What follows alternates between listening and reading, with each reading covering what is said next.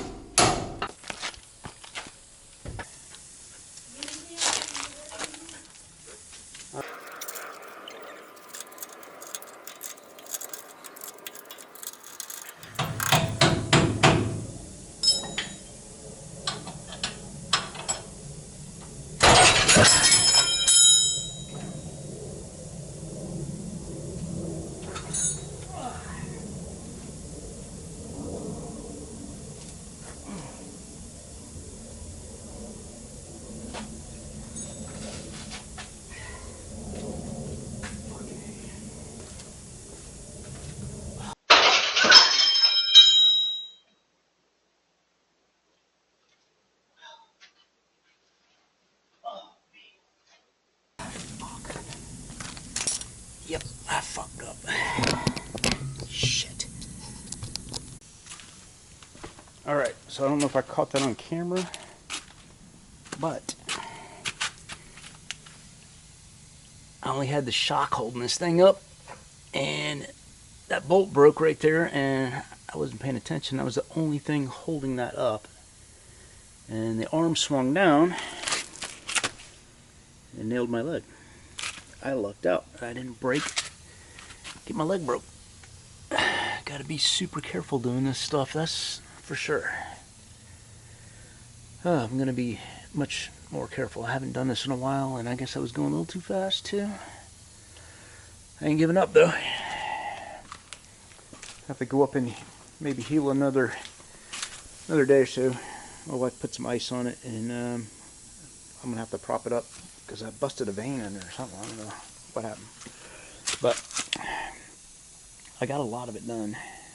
At least the dismantling. I'm hoping this is the hard part. These are damn rusty parts. Make it hard. Alright, I'm gonna put the tools up. I'll put my foot up and rest a little bit.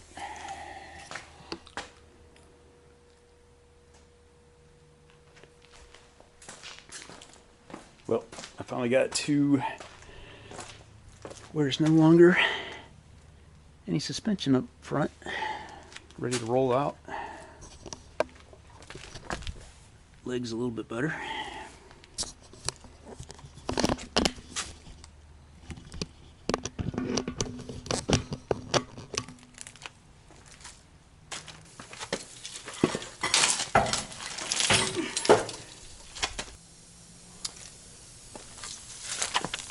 I was going to try to reuse these, but I think I probably need new ones anyway because these are old.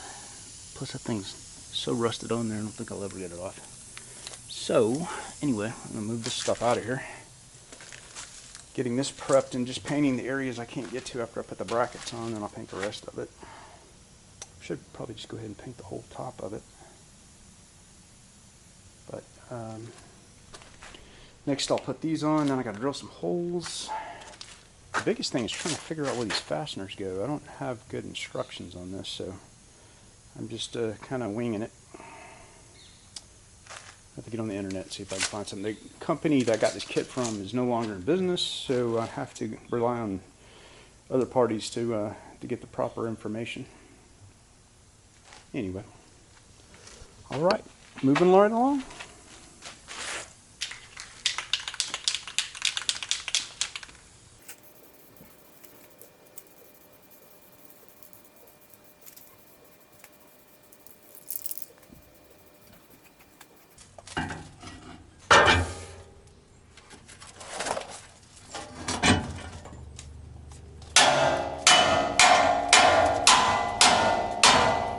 Try to get the axle underneath the vehicle today, safely, hopefully.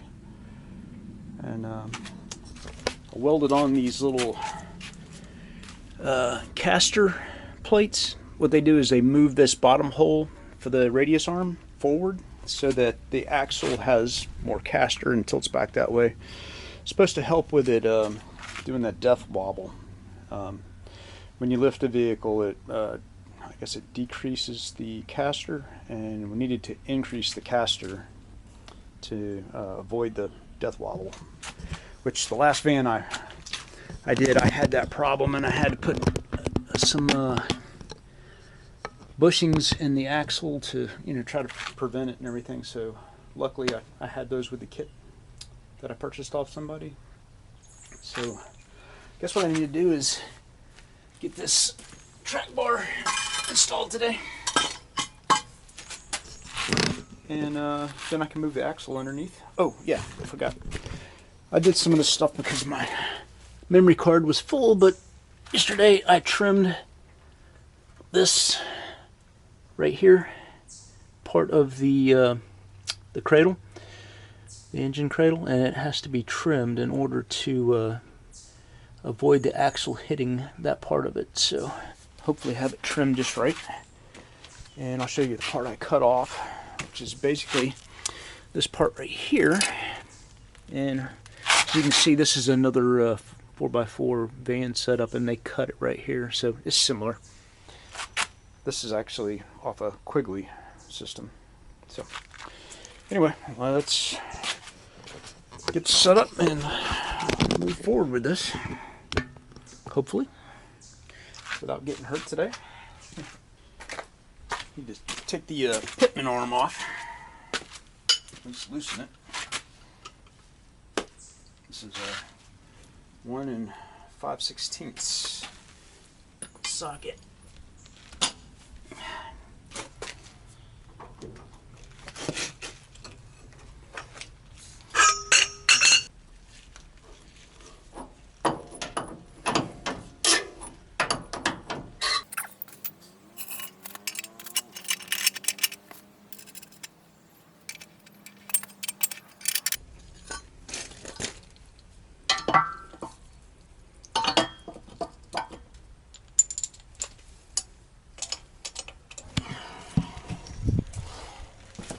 Alright, so gear puller wouldn't work, so I went and rented one, and it didn't work, so I had to modify the one I had so that it fit correctly. I had to return that one.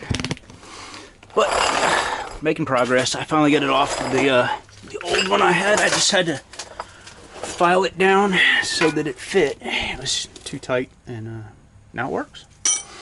So now we got to mount this bracket up here.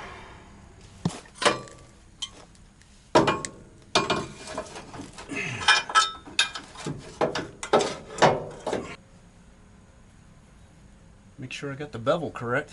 That'd be terrible if I put it on upside down. It's such a pain to get off there in the first place.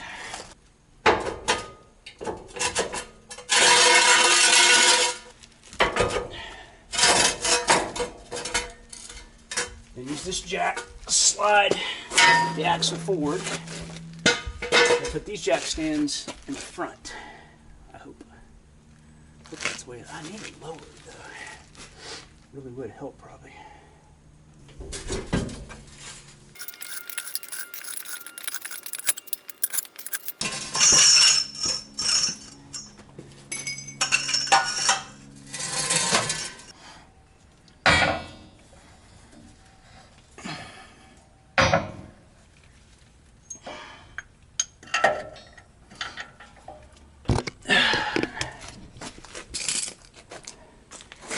Come a long way.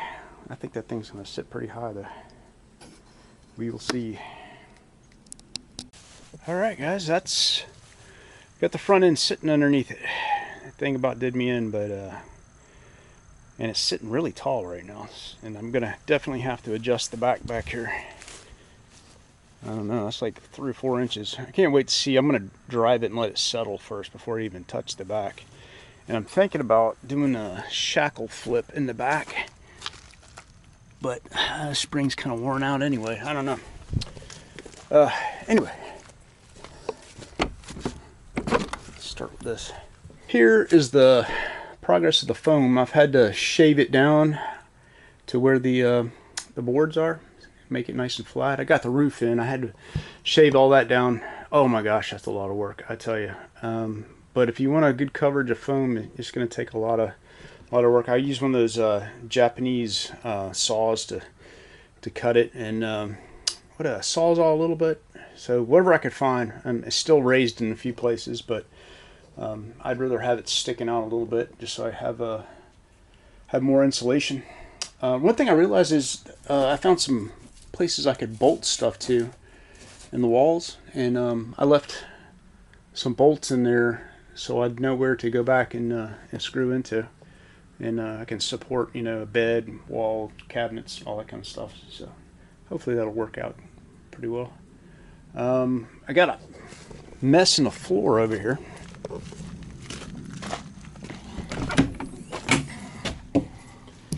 Where it had a leak.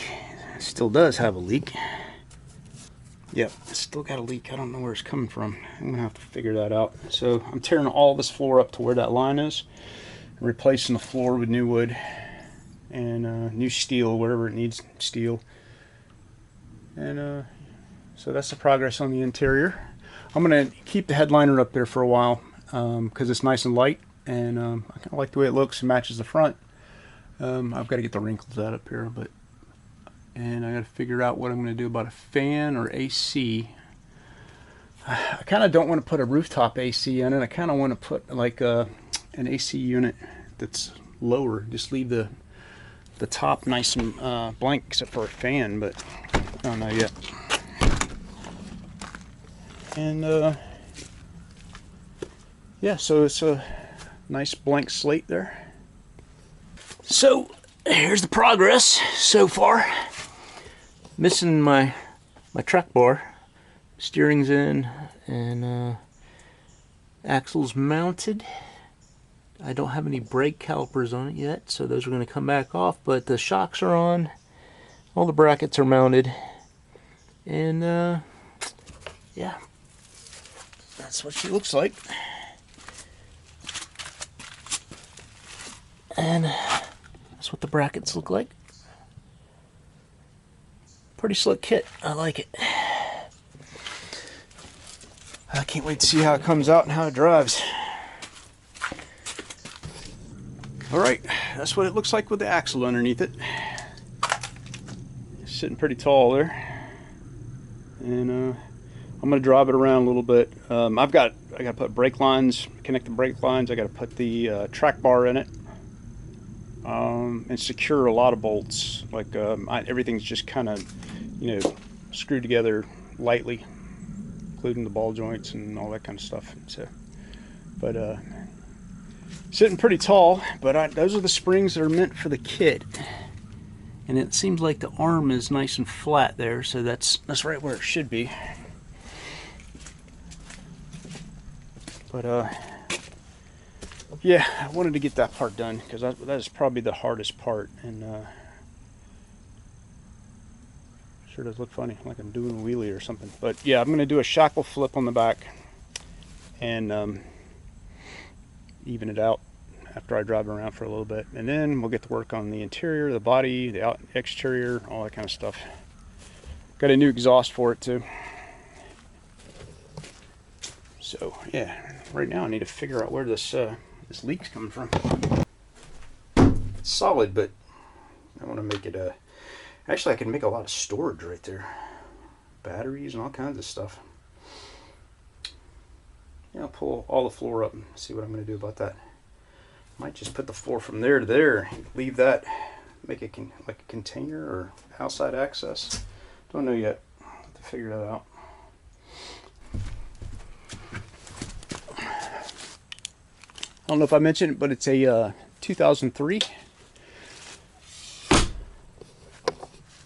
E350 chassis, 5.4 and 4R100 transmission. So a lot of work to go, but making progress. I'm not going any bigger on tires, I don't think. 33s are going to be about the max.